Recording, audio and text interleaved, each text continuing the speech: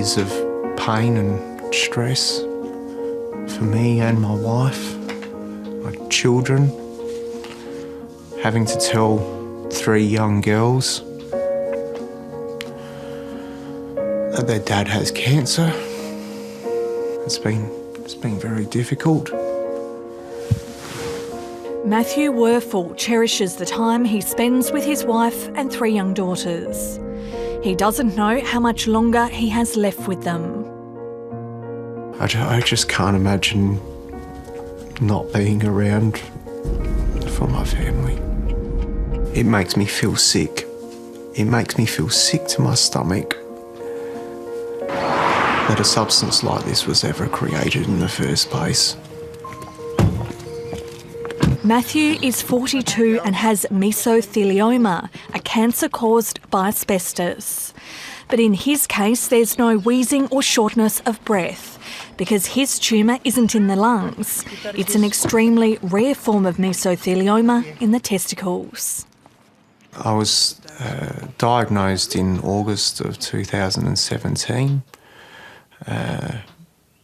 I'd felt a lump on the inside of my right leg. The asbestos fibres are able to migrate from the lungs, where they are inhaled, into that area to cause mesothelioma. I pretty much know that that's a death sentence. Bye-bye.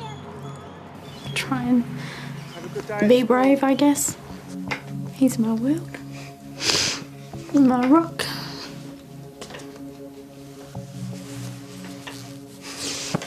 Just try not to think about it and just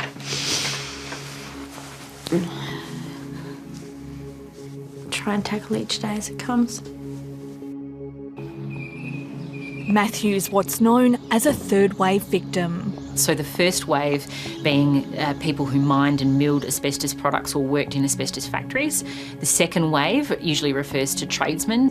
The third wave then is Mathew's case. So those who come into contact with the product as a result of it already being present in the home and performing home renovations. A judge has found Mathew was repeatedly exposed to asbestos between the mid-90s and the early 2000s. He had no idea when he was pulling down fences or renovating this home that he'd been exposed to the deadly substance. I was painting the exterior of our house, in particular the eaves of the house, in which it's an older home and it required sanding and painting. And so it created a lot of dust. It was all over me, in my hair, on my clothes. Like many other asbestos victims, Mathew sued James Hardie for his illness. At the centre of his case is whether the company should have done more to publicly alert potential home renovators to the dangers of the material it manufactured. Our argument against James Hardie is that they owed people like Mathew a duty of care, and in exercising that duty of care, they ought to have run a public awareness campaign. But now we know every one of us could be devastated by it. We likened the sort of campaign that James Hardie should have run to other public awareness campaigns like the Grim Reaper AIDS campaign, as well as the Slip Slop Slap skin cancer campaign. By the time Mathew was exposed, asbestos was known to be deadly, and James Hardie had stopped making products containing the material. But the problem is, once in a home, asbestos is difficult to identify. The difference between what you would consider to be gyprock or asbestos sheeting, you don't know. You need it to be tested. Home renovators, beware, because you just don't know where it is.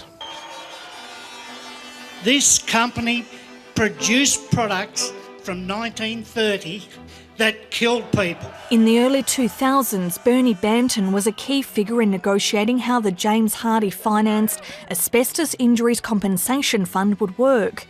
Today, Home Renovator claims to the fund are at record levels. The last financial year, there were 700 identifiable claims for mesothelioma in Australia. Of those, 374 were claimed against James Hardie, and 229 of those claims were for renovators. No one knows just how many home renovator claims there'll be in the future. If you look at the statistics from James Hardie and their actuarial report, you would have to think that that may increase.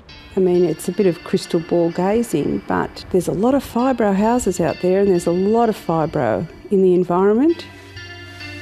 Mathew's legal battle has taken 2 years. Today he went to court to hear the judgment.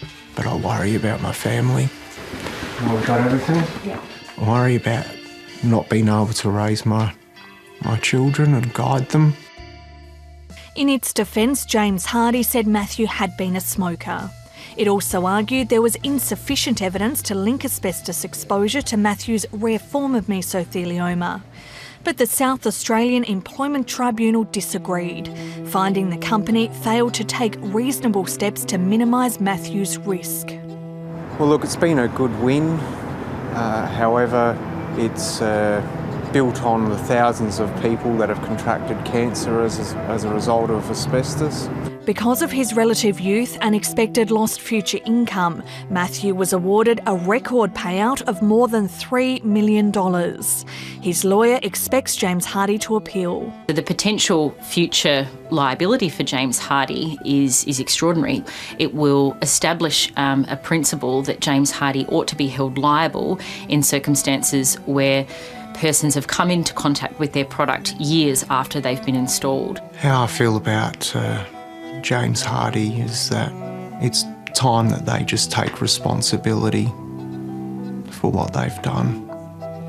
Not only to me, to all of those people before me and the ones to come into the future.